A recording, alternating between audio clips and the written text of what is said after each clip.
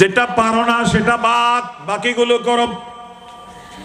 যেমন ফরজ নামাজ দাঁড়িয়ে আদায় করা ফরজ। যদি কোনো মানুষ অসুস্থতার কারণে দাঁড়াতে না পারেন, আল্লাহ বলেন বসে বসে পড়ো। কোন মানুষ আরো জটিল রোগী হয়েছেন, বসতেও পারে না, কোমর ভেঙে গেছে, শুয়ে থাকতে হয়, আল্লাহ বলেন শোয়া অবস্থায় তুমি নামাজ পড়ে নাও। নামাজের জন্য শরীর পাক করা লাগে, ওযু করা লাগবে, গোসল করা লাগবে যদি শরীর না পাক হয়। আল্লাহ বলেন অবশ্যই তুমি নামাজে যাওয়ার আগে শরীর পাক করো। গোসলের প্রয়োজন হলে গোসল করো, ওযুর প্রয়োজন হলে ওযু করো। নামাজ কিন্তু পড়তে হবে। আর যদি তুমি এমন জায়গাতে থাকো মরুভূমিতে, যেখানে পানির কোনো নিশানা নাই, পানির কোনো অস্তিত্ব নাই, পানি এমনিও নাই, টাকা দিয়েও কিনা পাওয়া যাচ্ছে না, এমন কোন জায়গায় পরিবেশে যদি বান্দা তুমি থাকো, গোসলের প্রয়োজন, ওযুর প্রয়োজন, কিন্তু তোমার পানি নাই, পানি না থাকলেও তুমি নামাজ বাদ দিতে পারবা না। এই যে জমিন আছে, মাটি আছে, ওই মাটি দিয়ে তায়াম্মুম করে তোমাকে সময়ের ভিতরে, ওয়াক্তের ভিতরে নামাজ আদায় করতে হবে। বান্দা তোমরা যদি পানি না পাও, অথবা পানি আছে পানি ব্যবহার করতে না পারো অসুস্থতার কারণে, তাহলে পাক মাটি দিয়ে তায়াম্মুম করে তুমি নামাজ আদায় করে নেবে, নামাজ বাদ দেওয়া যাবে না। নামাজের জন্য আরেকটি শর্ত হলো, আরেকটি ফরজ হলো সতর ঢাকা, কাপড় পাক পাক পবিত্র কাপড় দিয়ে সতর ঢাকতে হবে, নামাজের একটি ফরজ। পুরুষের সতর হলো নাভি থেকে নিয়ে হাঁটু পর্যন্ত, আমার মা বোনের সতর হলো পুরা শরীর, চেহারা, হাতের পাতা, পায়ের পাতা, এই তিন অঙ্গ ছাড়া সমস্ত শরীর হলো মা বোনের সতর। যখন তারা নামাজ পড়বেন পুরা শরীর ঢাকতে হবে, এবং পুরুষের নাভি থেকে হাঁটু পর্যন্ত ঢাকতে হবে অবশ্যই। পুরা শরীর সুন্দর পোশাক পরিধান করা হলো আফজল এবং উত্তম। এখন কোন মানুষ যদি বলে আমার কাছে পাক কাপড় নাই, আমার কাছে পাক পবিত্র কাপড় নাই, কাপড় যেটা আছে এটা না পাক হয়ে গেছে, বা আমার বিলকুল কাপড় নাই, আমি উলঙ্গ নামাজ কেমনে পড়ব? শরীয়ত বলে, রাসূলুল্লাহ বলেছেন, কাপড় যদি তোমার বিলকুল না থাকে, উলঙ্গ অবস্থায় হলেও তোমাকে নামাজ পড়তে হবে। আর যদি পাক কাপড় না থাকে, ওই কাপড় পরিধান করেও তুমি পড়তে পারো, না হয় ওই কাপড় ফেলে দিয়ে তুমি উলঙ্গ হয়ে নামাজ পড়ে নাও, তারপরেও কিন্তু নামাজ বাদ দেওয়া যাবে না। বিশ্ব মুসলিম নর নারী, জিন্দা মুর্দা, আল্লাহ সকলকে মাফ করেন। এই এলাকার সমস্ত মুসলমান নারী এবং পুরুষ সকলকে মাফ করেন। এই দারুস সালাম তালিমুল কোরআন মাদ্রাসাকে আল্লাহ পাক কবুল করেন। মাদ্রাসা এবং মাদ্রাসার এই বার্ষিক সভার উসিলায় আল্লাহ পাক এলাকাকে আলোকিত করেন, পুরা এলাকার মানুষের হেদায়েত এবং নাজাতের উসিলা করেন। আল্লাহ আমাদেরকে যতদিন দুনিয়াতে রাখেন, আল্লাহর মর্জি মতে, আমাদের নবীজির সুন্নত এবং শরীয়ত মতে চলার তৌফিক দান করেন। আমরা সকলের জন্য ঈমানের সাথে মৃত্যুকে মঞ্জুর করেন, জান্নাতুল ফেরদাউস মঞ্জুর করেন। জান্নাতের মধ্যে আল্লাহ পাকের হাবিব আমাদের প্রাণ প্রিয় নবীর সঙ্গ নসিব করেন, আমিন। যে মাদ্রাসার বার্ষিক মাহফিলে আমরা উপস্থিত হয়েছি, মাদ্রাসার নাম দারুস সালাম। কোরআন মজিদ একটা আয়াত আছে, ওয়াল্লাহু ইয়াদউ ইলা দারিস সালাম ওয়া ইয়াহদি মান ইয়াশাউ ইলা সিরাতিম মুস্তাকিম। দারুস সালামের শাব্দিক অর্থ হলো আরাম এবং শান্তির বাড়ি, শান্তির ঘর। তাই দারুস সালাম এটি জান্নাতের একটি নাম, বেহেশতের জান্নাতের একটি নাম দারুস সালাম। সালাম এবং শান্তির মূল জায়গা তো হলো জান্নাত। সব শান্তি আর সুখ হলো কেবল জান্নাতে, সব অশান্তি এবং দুঃখ হলো কেবল জাহান্নামে।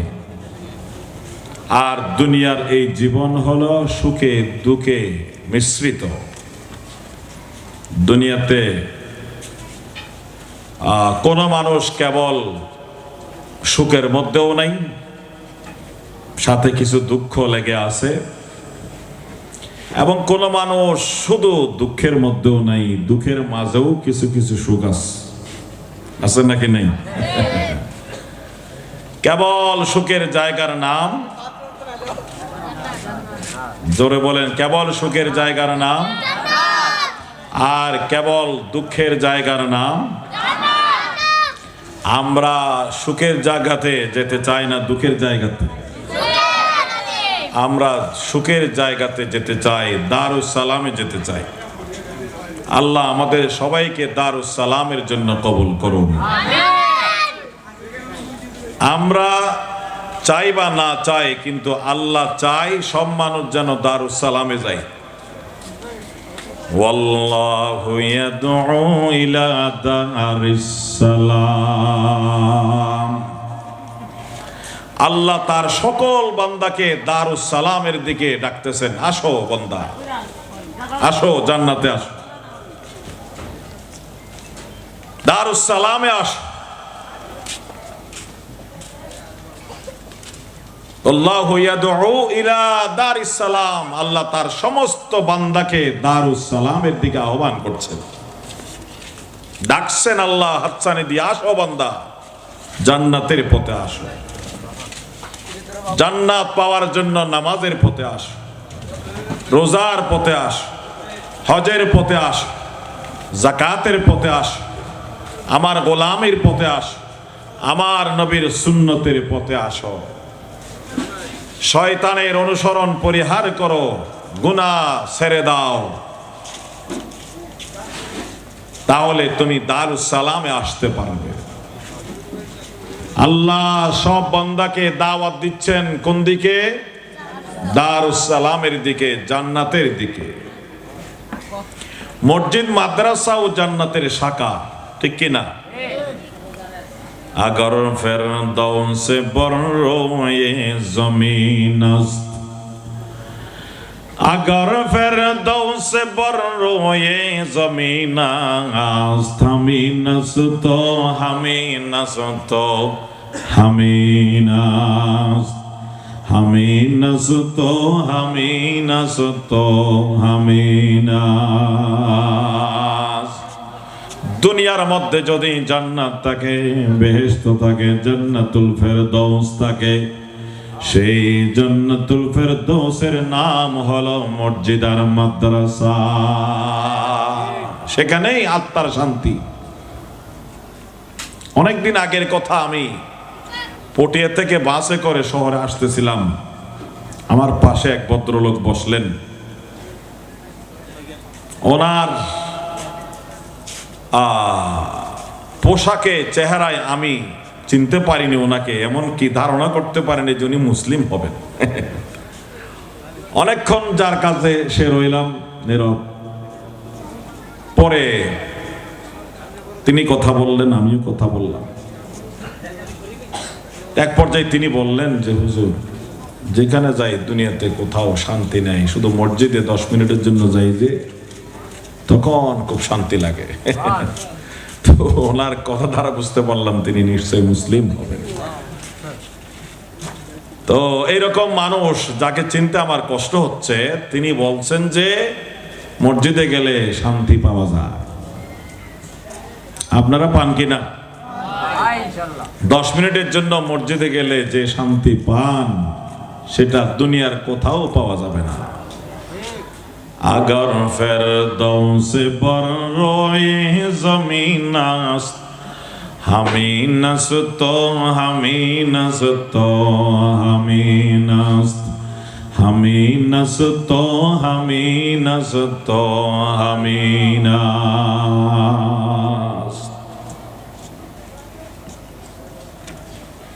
আল্লাহ আমাদেরকে সব সময় মসজিদে আসা যাওয়া করার তৌফিক দান করুন।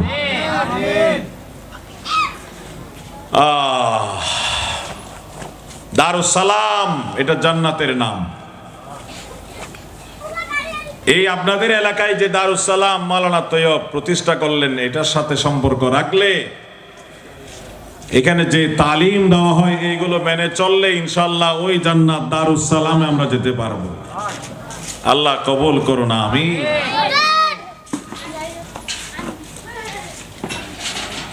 আমরা সবাই তো বেহেশতে যেতে চাই, চাই কি চাই না? জান্নাতে যেতে চাই। জান্নাতের দরজা আছে, দরজায় তালা লাগানো আছে, আছে নাকি নাই? তালাওয়ালা ঘরের মধ্যে ঢোকার জন্য তালার চাবির দরকার হবে কি হবে না? রাসূলুল্লাহ সাল্লাল্লাহু আলাইহি ওয়াসাল্লাম বলেন সেই জান্নাতের তালার চাবির নাম হলো নামাজ। قال النبي صلى الله عليه وسلم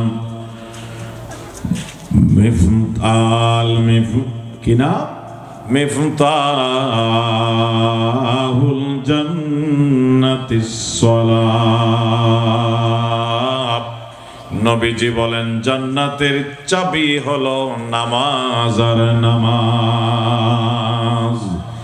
মকন সুস্তি নামাজে বন যে গানা ফাওয়াইলুল লিল মুসাল্লিন আল্লাযীনা ফাওয়াইলুল লিল মুসাল্লিন আল্লাযীনা।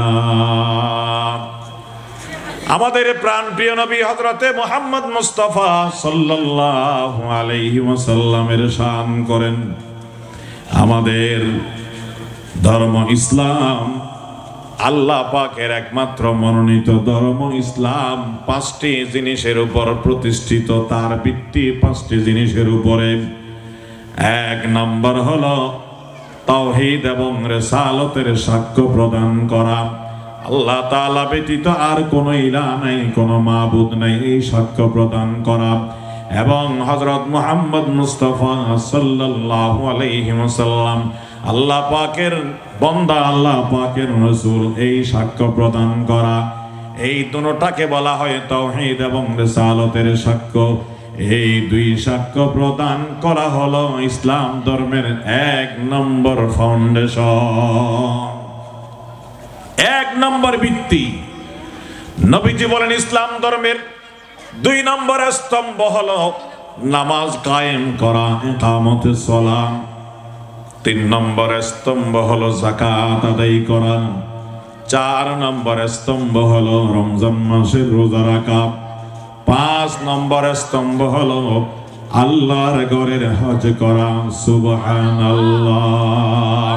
قال النبي صلى الله عليه وسلم بني الإسلام على 5 شهادة لا إله إلا الله وأن محمدا رسول الله وإقام الصلاة وإيتاء الزكاة والحج وصوم رمضان أو كما قال عليه الصلاة والسلام। নামাজ আদায় করব তো সবাই ইনশাআল্লাহ। রাসূল করিম সাল্লাল্লাহু আলাইহি ওয়াসাল্লাম একদিন সাহাবাদের সামনে বলেন, আমার সাহাবারা, আমি কি তোমাদেরকে এমন কতগুলো আমলের কথা বলবো যে আমলগুলোর কারণে আল্লাহ পাক তোমাদের গুনাহ মাফ করবেন এবং তোমাদের মর্যাদা বৃদ্ধি করবেন। সাহাবায়ে কেরাম আরজ করলেন, বলুন ইয়া রাসূলুল্লাহ। তখন নবীজি বলতে শুরু করলেন, 1 নম্বর আমল হলো ইসবাগুল ওযুই আলাল মাকারি। যখন ওযু করতে কষ্ট হয়, যেমন এখন হলো শীতকাল, যাদের গরম পানির ব্যবস্থা নাই, রাতের বেলা হোক ফজরের বেলা হোক ঠান্ডা পানি দিয়ে ওযু করতে নিশ্চয়ই কষ্ট হয়। হয় কি হয় না? নিশ্চয়ই কষ্ট হয়। এই ঠান্ডা পানি দিয়ে কষ্ট করে ভালোভাবে পরিপূর্ণভাবে ওযু করা হলো 1 নম্বর আমল। নবীজি বলেন, قال النبي صلى الله عليه وسلم আলা হাল আদুল্লুকুম আলা মা ইয়ামহুল্লাহু বিহিল খাতায়া ওয়া ইয়ারফাউ বিহিন দারাজাত।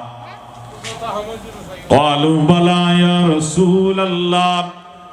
قال إسباغ الوضوء على المكاره وكثرة الخطى إلى المساجد وانتظار الصلاة بعد الصلاة فذلكم الرباط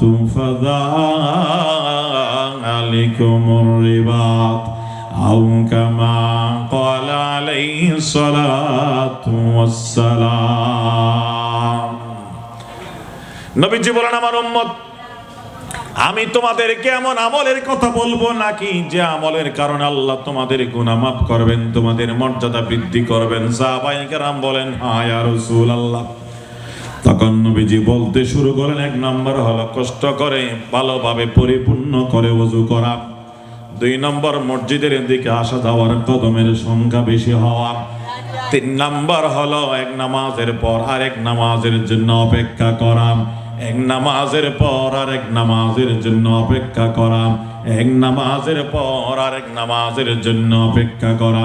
রাসূলুল্লাহ বলেন, এটা হলো ইসলামী রাষ্ট্রের সীমানা পাহারা দেওয়ার মতো ফজিলতুল আমল। উচ্চস্বরে বলুন সুবহানাল্লাহ, সুবহানাল্লাহ, ওয়ালহামদুলিল্লাহ, লা ইলাহা ইল্লাল্লাহ, সুবহানাল্লাহ, ওয়ালহামদুলিল্লাহ, ওয়ালা ইলাহা ইল্লাল্লাহ, জোরে লা ইলাহা ইল্লাল্লাহ,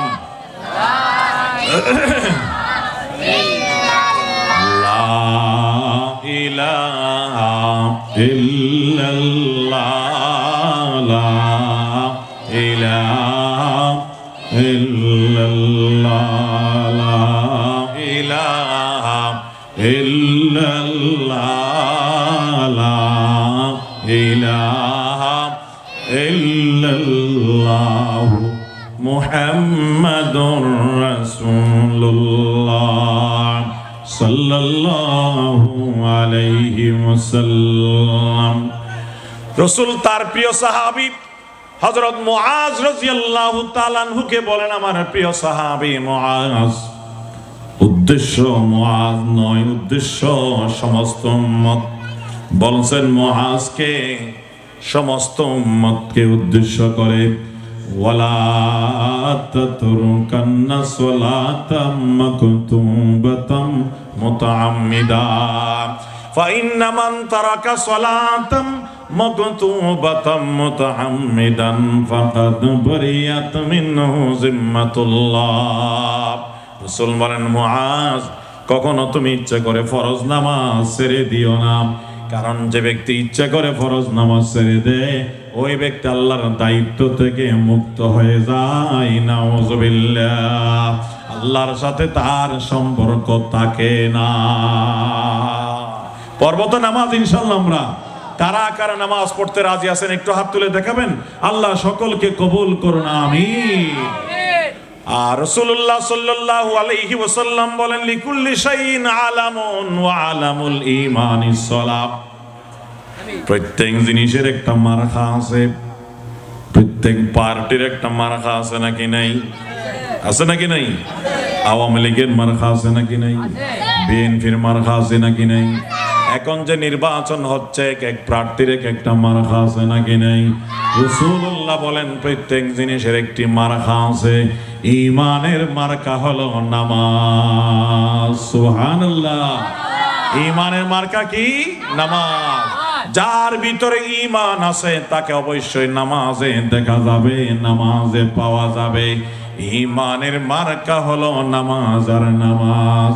ওয়ালামুল ঈমানিস সালাহ ওয়ালামুল ওয়া লিকুল্লি শাইইন আয়াতুন ওয়া আয়াতুল ঈমানিস সালাহ।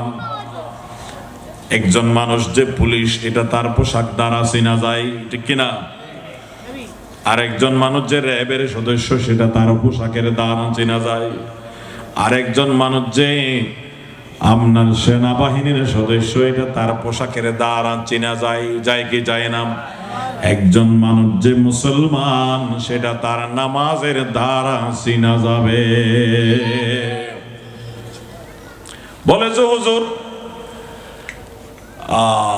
মুসলমান চেনার জন্য তো আরো অনেক কিছু আছে, বুট টুপি আছে, দাড়ি আছে, ইসলামী পোশাক আছে, হ্যাঁ এগুলো আছে, কিন্তু এরকম টুপিওয়ালা দাড়িওয়ালা ইসলামী পোশাকওয়ালা মুসলমানের সংখ্যা বেশি নাকি কম? সমাজের মধ্যে ইসলামী পোশাকওয়ালা টুপি আর দাড়িওয়ালা মানুষের সংখ্যা বেশি নাকি কম? অনেক কম। মসজিদের মধ্যে যান, বাজারের মধ্যে যান, ইসলামী পোশাকওয়ালা মানুষের সংখ্যা কম। ইসলামী পোশাক নাই এরকম মুসলমানের সংখ্যা বেশি। তারাও তো মুসলমান, তারাও মুসলমান। একজন মুসলিমের যেরকম পোশাক, মুসলমান অনেক ভাইদের সেরকম পোশাক, শার্ট এবং প্যান্ট টাই পরে অমুসলিমরাও পরে, মুসলমান ভাইয়েরাও পরে। পোশাকের দ্বারা তাহলে চিনতে পারলাম না। অমুসলিমের যেমন মাথায় টুপি নাই, মুখে দাড়ি নাই, অনেক মুসলমানেরও নাই, তাহলে এটা দ্বারাও চিনতে পারলাম না। পোশাক নাই, তাক মুখে দাড়ি নাই, মাথায় টুপি নাই, কিন্তু মসজিদের মধ্যে ঢুকলে চেনা যাবে মুসলমান। কারণ বিধর্মী যাই হোক সে আর কখনো তো মসজিদের মধ্যে নামাজে যাবে না। এই কারণে রাসূলুল্লাহ বলেন ঈমানের মার্কা আর ঈমানদারের মার্কা হলো নামাজ। নামাজ লিকুল্লি শাইইন আলামুন ওয়া আলামুল ঈমানিস সালাত। কোন জায়গার মধ্যে একজন মানুষ পোশাকবিহীন যদি দাবি করে আমি পুলিশের সদস্য, তখন মানুষ বলবে কার্ড দেখাও। অনেকে বিভিন্ন পরিচয় দিয়ে বিভিন্ন জায়গার মধ্যে অনেক কাজ করে ফেলে। সেনাবাহিনীর সদস্য পরিচয় দিয়ে, র্যাবের সদস্য পরিচয় দিয়ে, অথচ সে নয়, কিন্তু পরিচয় দিয়ে কাজ করেন, নাম ভাঙ্গিয়ে কাজ করে, এমনও পত্রিকায় রিপোর্ট পাওয়া যায়। কিন্তু যখন তাকে বলা হবে আপনার কার্ড দেখান, ও যদি বাস্তব সদস্য হয় কার্ড দেখাইতে পারবে, না হয় কার্ড দেখাইতে পারবে না। বিদেশে যারা যায় ওখানে থাকে, যাদের হাতে একামা থাকে তারা বৈধ নাগরিক, ওখানকার বৈধ বাসিন্দা। যাদের হাতে একামা নাই তারা অবৈধ বাসিন্দা। পুলিশ আসলে জিজ্ঞাসা করে একামা দেখাও, হাতে একামা, একামা দেখাইতে পারলে বৈধ বাসিন্দা, একামা দেখাইতে না পারলে অবৈধ বাসিন্দা। এই একামা হলো বৈধ বাসিন্দা হওয়ার মার্কা। পোশাক হলো পুলিশের মার্কা, পোশাক হলো র্যাবের মার্কা, এই পোশাক হলো সেনাবাহিনীর মার্কা। ওই পোশাক থাকলে, কার্ড থাকলে সে ওই ডিপার্টমেন্টের সদস্য, এটা প্রমাণিত হবে। মার্কা না থাকলে সদস্য প্রমাণিত হবে না। রাসূলুল্লাহ বলেন ঈমানদারের মার্কা হলো নামাজ। নামাজ থাকলে ঈমানদারের পরিচয় পাওয়া যাবে, নামাজ না থাকলে ঈমানদারের পরিচয় পাওয়া যাবে না। এই কারণে এক হাদিসে রাসূল করিম সাল্লাল্লাহু আলাইহি ওয়াসাল্লাম বলেন ইন্নামা মাওযিউস সালাতি মিনাদ-দ্বীন কামাওযিউর রাসি মিনাল জাসাদ। রাসূলুল্লাহ বলেন একজন মানুষের শরীরের মধ্যে মাথার যে ভূমিকা, মাথার যে অবস্থান, মাথাবিহীন যেমন মানুষের জীবনের কল্পনা করা যায় না, যায় নাকি? চোখ নষ্ট হয়ে গেছে অথবা দৃষ্টিশক্তি মোটেও নাই, জন্মের অন্ধ, এরকম মানুষ আছে নাকি নাই? অন্ধ মানুষ হতে পারে, দাঁত নাই, মাথায় চুল নাই, এরকম মানুষ হতে পারে। এমনকি হাত পা চারোটা নাই, এমনও মানুষ হতে পারে কি পারে না? পারে। কিন্তু মাথা কাটা এমন কোন জীবন্ত মানুষ থাকতে পারে নাকি? রাসূলুল্লাহ বলেন একজন জীবন্ত মানুষের জন্য মাথার যেরকম প্রয়োজন, একজন মুসলমানের ইসলামের জন্য নামাজের সেরকম প্রয়োজন। মাথাবিহীন যেমন মানুষের জীবনের কল্পনা করা যায় না, নামাজ ছাড়া ইসলামের মুসলমানের পরিচয় করা যাবে না, কল্পনা করা যাবে না। তাহলে বন্ধুগণ, যুবক ভাইয়েরা বিশেষ করে তোমাদের প্রতি অনেক মায়া লাগে, অন্তরে দরদ নিয়ে বলতেছি, মুসলমান অনেক যুবক ভাইয়েরা আপনার কলেজে পড়ে, ভার্সিটিতে পড়ে, খেলাধুলায় সময় অতিবাহিত করে, মনে করে এখনো তার উপর নামাজ ফরজ হয় নাই। অথচ আমার নবী বলেছেন 7 বছর থেকে নামাজ শুরু করতে হবে। 10 বছর বয়স হলে নামাজ না পড়লে তাকে সাজা দিতে হবে। ইসলামী রাষ্ট্র থাকলে 10 বছর বয়স হওয়ার পর যদি নামাজ না পড়ে তার সাজার ব্যবস্থা হবে। মা বাবাকে বলেছেন পারিবারিকভাবে তোমরা 10 বছরের সন্তান যারা আছেন নামাজ না পড়লে তাদেরকে শাসন করো। আর আমি এখন 20-22 বছর 30 বছরের যুবক, আমি কিন্তু নামাজে যাই না। এই বন্ধুরা, যুবক ভাইরা, শয়তান ধোঁকা দিচ্ছে তোমাদেরকে। মনে করছো কি মওত অনেক দেরি আছে, যৌবন কাল অনেক সময় আছে, আরো এরপর বার্ধক্য আসবে, তারপর আমি মরব, এর আগে প্রস্তুতির কি দরকার? শয়তান মানুষকে এইভাবে ধোঁকা দিচ্ছে যে এত তাড়াতাড়ি নামাজি হওয়ার কি দরকার, দাড়িওয়ালা হওয়ার কি দরকার, টুপিওয়ালা হওয়ার কি দরকার। আমার যুবতী বোনদেরকে বলে এখনো পর্দা করার কি দরকার, বোরকা পরার কি দরকার? আমি তো এখনো যুবতী, আমি বুড়া হয়নি, আমার বিয়ে হয়নি, আমার ছেলে মেয়ে হয়নি, এখনো কি দরকার? এইগুলো শয়তানি ধোঁকা আর ধোঁকা। মানুষ শুধু বুড়া হয়ে মরে তা নয়, যৌবনেও মানুষ মারা যায়। যায় কি যায় না? আল্লাহ ইয়া সাকিনাল কসরিল মুআল্লা সাতুদফানু আন করিবিন ফিত তুরাবি লাহু মালাকুন ইউনাদি কুল্লা ইয়াউমিন লিদুলিল মাউতি ওয়া বনু লিল করাবি কলিলুন উমরুনা ফি দারে দুনিয়া ওয়া মারজিউনা ইলা বাইতিন তুরাবি। তাহলে আমরা বিশ্বাস করলাম রাসূল পাকের হাদিস, রাসূলুল্লাহ বলেছেন নামাজ হলো ধর্মের মধ্যে কি রকম, শরীরের মধ্যে মাথা যেরকম। মাথাবিহীন যেমন মানুষের জীবনের কল্পনা করা যায় না, রাসূলুল্লাহ বলেছেন নামাজবিহীন ধর্মের কল্পনা করা যায় না। আমি যদি প্রথম কথাটি মানি আর বুঝি, দ্বিতীয় কথাটিও আমার মানা দরকার, বোঝা দরকার। আমি যেহেতু নিজেকে মুসলমান দাবি করি, আল্লাহর বান্দা রাসূলের উম্মত দাবি করি, তাহলে আমি বেনামাজি হয়ে কেমনে থাকি বন্ধুগণ? মকন সুস্তি নামাজে পন জেগানা, মকন সুস্তি নামাজে পন জেগানা, ফাওয়াইলুল লিল মুসাল্লিন আল্লাযীনা, ফাওয়াইলুল লিল মুসাল্লিন আল্লাযীনা। আমাদের ইসলাম ধর্মে তো বহু আমল আছে, বহু নেক আমল আছে, তার মধ্যে কিন্তু সবচেয়ে 1 নম্বর নেক আমল হলো নামাজ। আমার আল্লাহর কাছে সবচেয়ে প্রিয় নেক আমল হলো 1 নম্বরের নামাজ।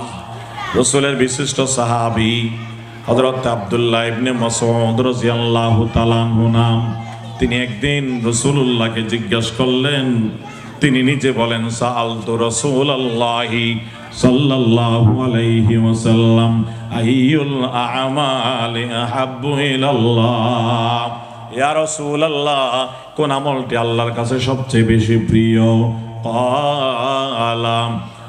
ক্বালা আস-সালাতু লিওয়াক্তিহা, নবীজি জবাব দিলেন সময় মতে নামাজ আদায় করা। সময় হওয়ার সাথে সাথে এবং ওয়াক্তের ভিতরে ভিতরে নামাজ আদায় করা আল্লাহর কাছে 1 নম্বরের প্রিয় আমল। এর চেয়ে আর প্রিয় আমল নাই। বান্দার যে আমলের উপর আল্লাহ সবচেয়ে বেশি খুশি হন, সবচেয়ে বেশি রাজি হন, সেটি হলো সময় মতো নামাজ। সাহাবী বলেন, আলহামদুলিল্লাহ, বুঝতে পারলাম হুজুর। সুম্মা সাআলতু আইয়ুল আমালি আহাব্বু ইলাল্লাহ। সাহাবী বলেন, এরপর আমি প্রশ্ন করলাম, ইয়া রাসূলুল্লাহ, নামাজের পর কোন আমলটি আল্লাহর কাছে বেশি প্রিয়? ক্বালা বিরুল ওয়ালিদাইন। রাসূলুল্লাহ জবাব দিলেন, মা বাবার খেদমত করা। সুম্মা আইয়ুন ইয়া রাসূলুল্লাহ। সাহাবী বলেন, ইয়া রাসূলুল্লাহ, মা বাবার খেদমতের পর কোন আমলটি আল্লাহর কাছে বেশি প্রিয়? ক্বালা আল জিহাদু ফি সাবিলিল্লাহ। তখন নবীজি জবাব দিলেন, আল্লাহর পথে জান মাল কুরবান করা। দ্বীনের জন্য সর্বোচ্চ ত্যাগ স্বীকার করা, এটা হলো আল্লাহর কাছে ৩ নম্বরের প্রিয় আমল। এই ৩টি প্রিয় আমলের মধ্যে ১ নম্বর যার কথা বলেছেন সেটি হলো সময় মতে নামাজ। সময় মতে নামাজ আমরা আদায় করবো তো ইনশাআল্লাহ। ওয়াক্ত হয়ে গেছে, সময় হয়ে গেছে নামাজের। দুনিয়ার অন্য সব কাজ বাদ দিয়ে ওয়াক্তের ভিতরে আমরা অবশ্যই নামাজ আদায় করে নেব। হ্যাঁ, আল্লাহ তাআলা জানেন বান্দার বিভিন্ন জরুরত আছে, হাজত আছে, কাজ কাম আছে। এই কারণে আল্লাহ তাআলা নামাজের একটা প্রশস্ত টাইম রেখেছেন। প্রত্যেক নামাজের একটা টাইম, কমপক্ষে ঘন্টার উপরে টাইম আছে। মাগরিবের নামাজের টাইম একেবারে সংকীর্ণ, সেটাও কিন্তু ঘন্টার উপরে টাইম আছে। আসরের নামাজের মধ্যে আরো বেশি আছে, যোহরের নামাজের জন্য আরো বেশি আছে, ফজরের নামাজের মধ্যেও যথেষ্ট পরিমাণ টাইম আছে। সুবহে সাদেক থেকে নিয়ে সূর্য উদয় হওয়া পর্যন্ত এই টাইমের ভিতরে নামাজ আদায় করে দিতে হবে। যেখানে থাকি না কেন, বাড়িতে থাকলেও পড়তে হবে, বাইরে গেলে সফরে গেলেও পড়তে হবে, জমিনে থাকলেও পড়তে হবে, আসমানে থাকলেও পড়তে হবে, সুস্থ থাকলেও পড়তে হবে, অসুস্থ থাকলেও পড়তে হবে। দাঁড়িয়ে পড়তে পারলে দাঁড়িয়ে পড়বো, না হয় বসে পড়বো, বসতেও যদি না পারি শুয়ে সারাই পড়ে নেব। আমার আল্লাহর নির্দেশ। আল্লাহ কোরআন মাজিদে বলেন, আল্লাযীনা ইয়াযকুরুনাল্লাহা কিয়ামান ওয়া কুউদান ওয়া আলা জুনুবিহিম। যারা দাঁড়িয়ে নামাজ পড়ে, যদি দাঁড়াতে পারে, আর যদি অসুস্থ হয় দাঁড়াতে না পারে, বসে নামাজ আদায় করে, আর অসুস্থ হওয়ার কারণে যদি বসতেও না পারে, শুয়ে তারা নামাজ আদায় করবে। আল্লাহ তাদের তারিফ করেছেন কোরআন মাজিদে, সুবহানাল্লাহ। নামাজ মুসলমানের জন্য এমন এক জরুরি আমল, এমন এক জরুরি ইবাদত, যেটা কোন অবস্থায় বাদ দেওয়ার সুযোগ নাই, ছেড়ে দেওয়ার সুযোগ নাই। যেখানে থাকি না কেন পড়া লাগবে। এই কারণে আল্লাহ তাআলা পুরা জমিনকে মসজিদ বানাই দিয়েছেন আমাদের নবীর উসিলায়, যাতে যেখানে ইচ্ছা, যেখানে সময় হয় সেখানে নামাজ আদায় করতে পারি। সুবহানাল্লাহ। ক্বালান নবিয়্যু সাল্লাল্লাহু আলাইহি ওয়াসাল্লাম, ওয়া জুইলাত লিয়াল আরদু মাসজিদান ওয়া তাহুরা, ওয়া জুইলাত লিয়াল আরদু মাসজিদান ওয়া তাহুরা। আমার নবী বলেন, আমার জন্য আল্লাহ পুরা বিশ্বের জমিনকে মসজিদ এবং বাগ বানাই দিয়েছেন। সুবহানাল্লাহ। যেখানে ইচ্ছা সময় হবে নামাজ পড়া যাবে। এই প্যান্ডেলের মধ্যেও নামাজ পড়া যাবে, যেমন মসজিদে পড়ি, ঘরেও পড়া যাবে, রাস্তায়ও পড়া যাবে। যারা জমিনে কাজ করে তারা জমিনেও পড়তে পারবে। ব্যবসায়ীরা কোনো অসুবিধার কারণে যদি দোকান ছেড়ে যেতে না পারে, দোকানেও পড়তে পারবে, ঘরের ছাদের উপরেও পড়তে পারবে। যেখানে থাকবে সেখানে নামাজ। এটা যেহেতু এমন এক জরুরি আমল, বাদ দেওয়ার সুযোগ নাই, তাই আল্লাহ বলেছেন নামাজে যে আমলগুলো করতে হয়, সালাম থেকে নিয়ে তাকবীরে তাহরিমাত থেকে নিয়ে সালাম পর্যন্ত যা কাজ করতে হয়, বান্দা যদি ওজরের কারণে, অসুখের কারণে, কোন সমস্যার কারণে কোন কাজ করতে না পারে, আল্লাহ বলেন সেটা মাপ, বাকিগুলো করো। যেটা পারো না সেটা বাদ, বাকিগুলো করো। যেমন ফরজ নামাজ দাঁড়িয়ে আদায় করা ফরজ। যদি কোনো মানুষ অসুস্থতার কারণে দাঁড়াতে না পারেন, আল্লাহ বলেন বসে বসে পড়ো। কোন মানুষ আরো জটিল রোগী হয়েছেন, বসতেও পারে না, কোমর ভেঙে গেছে, শুয়ে থাকতে হয়, আল্লাহ বলেন শোয়া অবস্থায় তুমি নামাজ পড়ে নাও। নামাজের জন্য শরীর পাক করা লাগে, ওযু করা লাগবে, গোসল করা লাগবে। যদি শরীর না পাক হয়, আল্লাহ বলেন অবশ্যই তুমি নামাজে যাওয়ার আগে শরীর পাক করো। গোসলের প্রয়োজন হলে গোসল করো, ওযুর প্রয়োজন হলে ওযু করো। নামাজ কিন্তু পড়তে হবে। আর যদি তুমি এমন জায়গাতে থাকো, মরুভূমিতে, যেখানে পানির কোনো নিশানা নাই, পানির কোনো অস্তিত্ব নাই, পানি এমনিও নাই, টাকা দিয়েও কিনা পাওয়া যাচ্ছে না, এমন কোন জায়গায় পরিবেশে যদি বান্দা তুমি থাকো, গোসলের প্রয়োজন, ওযুর প্রয়োজন, কিন্তু তোমার পানি নাই, পানি না থাকলেও তুমি নামাজ বাদ দিতে পারবা না। এই যে জমিন আছে, মাটি আছে, ওই মাটি দিয়ে তায়াম্মুম করে তোমাকে সময়ের ভিতরে, ওয়াক্তের ভিতরে নামাজ আদায় করতে হবে। বান্দা তোমরা যদি পানি না পাও, অথবা পানি আছে পানি ব্যবহার করতে না পারো অসুস্থতার কারণে, তাহলে পাক মাটি দিয়ে তায়াম্মুম করে তুমি নামাজ আদায় করে নেবে, নামাজ বাদ দেওয়া যাবে না। নামাজের জন্য আরেকটি শর্ত হলো, আরেকটি ফরজ হলো সতর ঢাকা, কাপড় পাক পাক পবিত্র কাপড় দিয়ে সতর ঢাকতে হবে, নামাজের একটি ফরজ। পুরুষের সতর হলো নাভি থেকে নিয়ে হাঁটু পর্যন্ত, আমার মা বোনের সতর হলো পুরা শরীর, চেহারা, হাতের পাতা, পায়ের পাতা, এই তিন অঙ্গ ছাড়া সমস্ত শরীর হলো মা বোনের সতর। যখন তারা নামাজ পড়বেন পুরা শরীর ঢাকতে হবে, এবং পুরুষের নাভি থেকে হাঁটু পর্যন্ত ঢাকতে হবে অবশ্যই। পুরা শরীর সুন্দর পোশাক পরিধান করা হলো আফজল এবং উত্তম। এখন কোন মানুষ যদি বলে আমার কাছে পাক কাপড় নাই, আমার কাছে পাক পবিত্র কাপড় নাই, কাপড় যেটা আছে এটা না পাক হয়ে গেছে, বা আমার বিলকুল কাপড় নাই, আমি উলঙ্গ, নামাজ কেমনে পড়ব? শরীয়ত বলে, রাসূলুল্লাহ বলেছেন, কাপড় যদি তোমার বিলকুল না থাকে, উলঙ্গ অবস্থায় হলেও তোমাকে নামাজ পড়তে হবে। আর যদি পাক কাপড় না থাকে, ওই কাপড় পরিধান করেও তুমি পড়তে পারো, না হয় ওই কাপড় ফেলে দিয়ে তুমি উলঙ্গ হয়ে নামাজ পড়ে নাও, তারপরেও কিন্তু নামাজ বাদ দেওয়া যাবে না।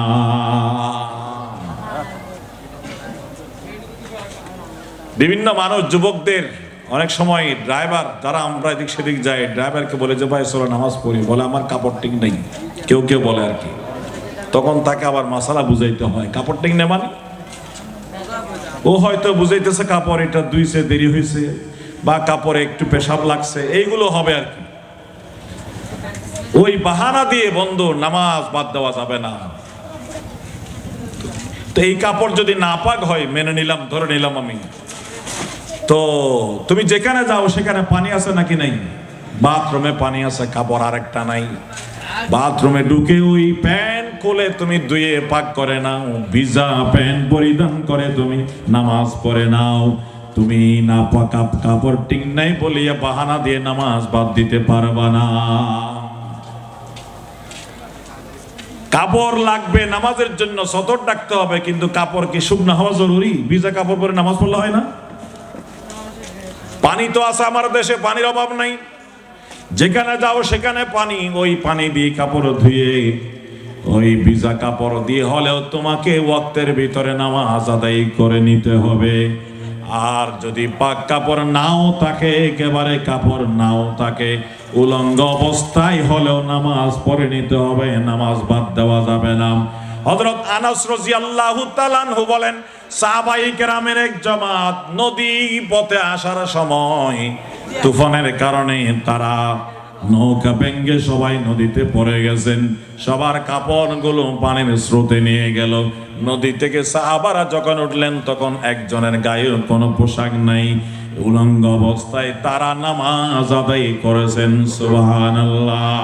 আমাদের ইমাম আজম আবু হানিফা রাহমাতুল্লাহি আলাইহি বলেন, এই অবস্থায় নামাজ বসে বসে আদায় করবে।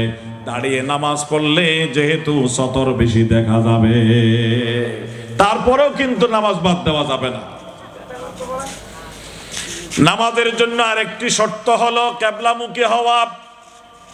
আইনামা তুওয়াল্লু ফাসাম্মা ওয়াজহুল্লাহ। কিবলার দিকে মুখ করা নামাজের জন্য ফরজ, নামাজের জন্য শর্ত। এখন আপনি বলতে পারেন, অন্ধকার রাত, আমি মরুভূমিতে আছি, সাগরের মধ্যখানে আছি নৌকা নিয়ে, এমন কোন জায়গাতে আছি যেটা অপরিচিত জায়গা, রাতের অন্ধকার, তারাও নাই, চাঁদও নাই, কোন মানুষ নাই, আমি কিবলা কোন দিক কেমনে নির্ণয় করব? আমার আল্লাহ বলেন, আমার রসুল বলেন, কিতাবে মাসালা আছে, আপনি একটু চিন্তা করেন কিবলা কোন দিকে হতে পারে। আপনার দিল যেদিকে সাক্ষী দেবে কিবলা বলে, ওই দিকে আপনি নামাজ আদায় করেন। আপনি নামাজ আদায় করার পরে বুঝতে পারলেন বা কেউ বললেন যে কিবলা সেদিকে নয়, আপনি তো কিবলার বিপরীত দিকে নামাজ আদায় করেছেন, আমার আল্লাহ আমার রাসূল বলেন ওই নামাজ হয়ে গেছে, দ্বিতীয়বার পড়া লাগবে না। কারণ আপনার উপর দায়িত্ব ছিল চিন্তা করে নামাজ পড়া। আপনি তো অনেক চিন্তা ভাবনা করে নামাজ আদায় করেছেন, আপনার দিল সাক্ষী দিয়েছে কিবলা এইদিকে, সেই জন্য ওইদিকে পড়েছেন, আপনার নামাজ হয়ে গেছে। কোন বাহানা দিয়ে নামাজ বাদ দেওয়ার সুযোগ নাই। আমি অসুস্থ, এই বাহানা দিয়ে নামাজ বাদ দেওয়ার সুযোগ নাই। আমার কাছে কাপড় নাই, এই বাহানা দিয়ে নামাজ বাদ দেওয়ার সুযোগ নাই। আমি কিবলা কোন দিক জানি না, এই বাহানা দিয়ে নামাজ ছাড়ার সুযোগ নাই। আমি কেরাত জানি না, সূরা জানি না, এই জন্য নামাজ পড়ি না, এই বাহানা দিয়ে নামাজ বাদ দেওয়ার সুযোগ নাই। আপনি মসজিদে যাবেন, ইমাম সাহেবের সাথে আল্লাহু আকবার বলে নিয়ত করবেন, ইমাম সাহেব যেরকম করেন আপনি সেই রকম করে নামাজ শেষ করবেন। হ্যাঁ, আপনি এখন থেকে চেষ্টা করবেন, কিন্তু শেখার জন্য চেষ্টা করা আপনার দায়িত্ব, এবং নামাজ পড়তে থাকবেন। এই অবস্থায় যদি আপনার মৃত্যু হয়, আল্লাহ তাআলা আপনাকে মাফ করবেন আশা করা যায়। চেষ্টাও চালাতে হবে, নামাজও পড়তে হবে। অমুসলিম এখন ইসলাম ধর্ম গ্রহণ করলো, একজন অমুসলিম এই এখন ইসলাম ধর্ম গ্রহণ করলো, তার উপরে কিসের নামাজ ফরজ? এশার নামাজ ফরজ। আচ্ছা, ওকে আলহামদু জানে? ওকে আলম তারা জানে? তো ও নামাজ কেমনে পড়বে? ও নামাজ পড়বে ইমাম সাহেবের সাথে, ইমাম সাহেব যেমনে পড়ে সেমনে পড়বে। আর যদি ইমাম সাহেবের সাথে জামাতে শরীক হতে না পারে, আরেকজন থেকে নামাজটা কেমনে পড়বে শিখে নেবে। রুকু কেমনে করবে, সিজদা কেমনে করবে, বসবে কেমনে, উঠবে কেমনে, এগুলো নিয়ত কেমনে বানবে, 1 মিনিটে শিখে নেবে। হ্যাঁ, কেরাত তো 1 মিনিটে শিখতে পারবে না, 5 মিনিটে শিখতে পারবে না, 1 ঘন্টায় শিখতে পারবে না, সময় লাগবে তার। এই জন্য ওইগুলো শিখে কেরাত না শিখলেও কেরাত সারা নামাজ পড়ে নেবে। কেরাত জানি না, এই বাহানা দিয়ে নামাজ কিন্তু বাদ দেওয়া যাবে না। কথা বুঝা আসতেছে? কেরাত পড়া নামাজ আর একটা ফরজ, তো সেটা আপনি পারেন না, সেটা বাদ, কিন্তু সেই বাহানা দিয়ে নামাজ বাদ দেওয়া যাবে না, যাবে না, যাবে না। মকন সুসন্তি নামাজে পনজ গানা, মকন সুসন্তি নামাজে পনজ গানা, ফাওয়াইলুল লিল মুসাল্লিন আল্লাযিনা, ফাওয়াইলুল লিল মুসাল্লিন আল্লাযিনা। এই নামাজ আমরা মুসলিম জাতির জন্য এত বড় গুরুত্বপূর্ণ ফরজ, এটা বাদ দেওয়ার কোন মুসলমানের কোনো সুযোগ নাই। ক্বালান নবী সাল্লাল্লাহু আলাইহি ওয়াসাল্লাম, আস-সালাতু ইমাদুদ্দিন, রাসূলুল্লাহ বলেন নামাজ হলো ধর্মের বড় খুঁটি, বড় খুঁটি, বড় স্তম্ভ। মান আকামাহা ফাকাদ আকামাদ-দ্বীন, যে নামাজ কায়েম করলো সে দ্বীন এবং ধর্মকে প্রতিষ্ঠা করলো। ওয়া মান তারাকাহা ফাকাদ হাদামাদ-দ্বীন, যে নামাজকে ছেড়ে দিল সে ধর্মকে ধ্বংস করে দিল। তাই নামাজ আমরা সবসময় পড়বো তো ইনশাআল্লাহ। আশপাশে আমার যত মুসলমান মা বোনেরা আছেন তাদেরকে অনুরোধ করব, আপনাদেরকে অনুরোধ করব নিয়মিত 5 ওয়াক্ত নামাজ আদায় করবেন। মা বোনদের জন্য একটা হাদিস শোনাই। রাসূলুল্লাহ সাল্লাল্লাহু আলাইহি ওয়াসাল্লাম বলেন, কোন ইমানদার মহিলা যদি 4টি আমল করতে থাকেন, 4 আমল করে যদি মারা যায়, তার জন্য আল্লাহর পক্ষ থেকে জান্নাতের সমস্ত গেট খুলে দেওয়া হবে। যে গেট দিয়ে তার মন চায় ওই গেট দিয়ে জান্নাতে প্রবেশ করতে পারবে। সুবহানাল্লাহ। ক্বালা নবী সাল্লাল্লাহু আলাইহি ওয়াসাল্লাম, আল মারআতু ইযা সাল্লাত খামসাহা ওয়া সামাত শাহরাহা ওয়া আহসানাত ফারজাহা ওয়া আতাআত বা'লাহা ফালতাদখুল মিন আইয়ি আবওয়াবিল জান্নাতি শাআ আও কামা ক্বালা আলাইহিস সালাতু ওয়াস সালাম। আমার মা বোনেরা চারপাশে যারা আছেন একটু খেয়াল করেন। আমার নবী বলেন, যে ইমানদার মহিলা, ইমানদার নারী 5 ওয়াক্ত নামাজ আদায় করতে থাকবেন সব সময়, এবং রমজান মাসের রোজাগুলো রাখবেন। যখন রমজান আসবে রমজানের ফরজ রোজা রাখবেন। 3 নম্বর, নিজের শরীরকে গুনাহ থেকে হেফাজত করবেন, নিরাপদে রাখবেন, পর্দার ভিতরে থাকবেন, বেপরদা হবেন না। 4 নম্বর, নিজের স্বামী থাকলে স্বামীর আনুগত্য করবে, স্বামীর কথা মানবে, স্বামীর অবাধ্য হবে না, স্বামীর নাফরমানি করবে না, স্বামীর কথা মেনে চলবে। রাসূলুল্লাহ বলেন, ওই ইমানদার নারীর জন্য জান্নাতের সমস্ত দরজা খোলা থাকবে। যে দরজা দিয়ে মনে চায় সে জান্নাতের মধ্যে প্রবেশ করতে পারবে। সুবহানাল্লাহ। আল্লাহ আমাদেরকে মওত পর্যন্ত যেখানে থাকি না কেন 5 ওয়াক্ত নামাজ ওয়াক্তের ভিতরে ভিতরে আদায় করার তৌফিক দান করুন। সবাই বলুন আমিন। আদায় করবো তো ইনশাআল্লাহ, ইনশাআল্লাহ। এই নামাজ আমাদের সন্তানদেরকে শিখাতে হবে। আমার সন্তানকে কোরআন শিখাতে হবে। আর এই নামাজ এবং কোরআন শিখানোর জন্য নামাজ এবং কোরআনের শিক্ষা প্রতিষ্ঠান হলো আপনার এলাকায় এই দারুস সালাম মাদ্রাসা। মাদ্রাসা ছাড়া নামাজ এবং কোরআন শিখার আর কোনো জায়গা আছে? কোন প্রতিষ্ঠান আছে? আপনি আপনার ছেলেকে স্কুলে পড়ান, বাংলা, ইংরেজি, গণিত এইগুলো শিখবে, কিন্তু কোরআন শিখতে পারবে না।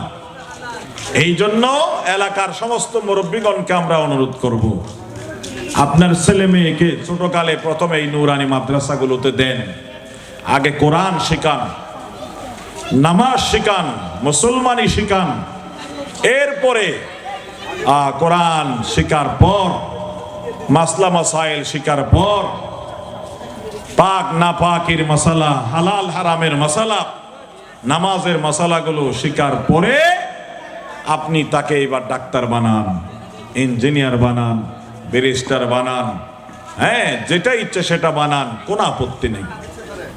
আগে মুসলমান বানান। আপনি তাকে যদি ইসলাম শিক্ষা না দেন, কোরআন শিক্ষা না দেন, আর অন্য কিছু শিখান, সে মোটা অঙ্কের বেতন পাবে, দুনিয়াতে সুখী হবে।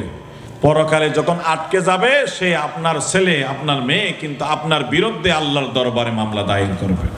কোরআনে আল্লাহ বলেছেন, তারা বলবেন যে আল্লাহ আমার মা বাবা আমাকে ইসলাম শিক্ষা দেয়নি, কিয়ামতের ময়দানে আসামি হবে। দুনিয়াতেও আসামি হতেন, আসামি বানাতেন আপনার সন্তানরা আপনাকে। দুনিয়াতে বুঝে আসতেছে না এইগুলো। হযরত ওমরের একটি ঘটনা বলে আলোচনা শেষ করছি। খলিফাতুল মুসলিমিন হযরত ওমর রাদিয়াল্লাহু তাআলা আনহুর দরবারে এক বুড়া বাবা নিজের ছেলের বিরুদ্ধে কি নিয়ে গেছে? বিচার নিয়ে গেছে। বলে যে হুজুর আমার এই ছেলে আমার কথা মানে না, আমার হক আদায় করে না। হযরত ওমর বলেন, কেন তুমি তোমার ছেলের হক আদায় করো না? কেন তুমি তোমার বাবার হক আদায় করো না? তোমার বাবার কথা মানো না? বাবার হক আদায় করা, বাবার কথা মানা যে ফরজ, তুমি কি জানো না? ছেলে চুপ। বাবার যে হক আছে তোমার উপরে, তুমি জানো না? ওমর গরম হয়ে গেলেন, ছেলে চুপ। একটু পরে ওই ছেলে বলে যে হুজুর একটি আমার কথা জানতে হবে, যদি অনুমতি হয়। ওমর বলেন, কি কথা আছে তোমার, বলো। ছেলেটি বলল, হুজুরে তখন আপনি তো আমার বাবার হকের কথা বলেছেন আমার উপরে। হুজুর, ইসলাম ধর্মের মধ্যে সন্তানের কোনো হক বাবার উপর আছে নাকি নাই? ওমর বলেন, অবশ্যই আছে। সন্তানের হকও আছে কার উপর? বাবার উপর। ওমর বলেন, সন্তানের হক শুধু আছে তা নয়, সন্তানের হক হলো আগে, মা বাবার হক হলো পরে। ছেলে বলে, হুজুর সন্তানের কি কি হক মা বাবার উপরে একটু যদি জানতাম। ওমর বললেন, বাবার উপরে সন্তানের কয়েকটি হকের মধ্যে একটি হক হলো সন্তানের জন্য নেককার মা নির্বাচন করা। সন্তানের জন্য নেককার দিনদার মা নির্বাচন করা। মা যদি নেককার হয়, সন্তান ভালো হবে, নেককার হবে। 2 নম্বর, আল্লাহ সন্তান দিলে তার ইসলামী নাম রাখা। 3 নম্বর, তার লালন পালন করা। 4 নম্বর, লেখাপড়ার বয়স হলে তাকে কোরআন শিক্ষা দেওয়া। এইগুলো বললেন হযরত ওমর। তখন ওই যুবক বলে যে, হুজুর আপনি যে সন্তানের হকগুলোর কথা বললেন বাবার উপরে, আমার বাবা আমার সামনে, আমার বাবা তো আমার একটা হক আদায় করে নাই। আপনার কথা মোতাবেক আমার বাবা আমার জন্য কোনো নেককার মা নির্বাচন করেন নাই। আমার মা আমার জানা মতে নেককার নয়, দিনদার নয়। আমার মা একজন নর্তকী। আমি কেমনে ভালো হব? আমার বাবা আমার জন্য কোন সুন্দর ইসলামী নাম নির্বাচন করে নাই। আমার বাবা আমাকে লালন পালন করেছেন ঠিক, কিন্তু আমার বাবা আমাকে কোরআন শিক্ষা দেয় নাই। এই কথাগুলো বলার পরে ওমর এখন ছেলের বিচার করার পরিবর্তে বাবার বিচার করা শুরু করে দিলেন। তুমি কেন তোমার ছেলের হক আদায় করো নাই, তাকে মানুষ করো নাই? যদি তুমি তোমার হক আদায় করতে, তাকে মানুষ বানাতে, এখন সে বড় হয়ে তোমার হক আদায় করত, তোমার বিচার তো আগে করা দরকার। তাই এই দারুস সালাম মাদ্রাসায় আপনার ছেলেকে দিয়ে কোরআন শিক্ষা না দিলে, ইসলাম শিক্ষা না দিলে, নামাজ শিক্ষা না দিলে, কাল কিয়ামতের ময়দানে আপনার বিরুদ্ধে আপিল করবে আল্লাহর দরবারে। আল্লাহ আমাদেরকে এই মুখতসর কথাগুলো বুঝার, আমল করার তৌফিক দান করুন।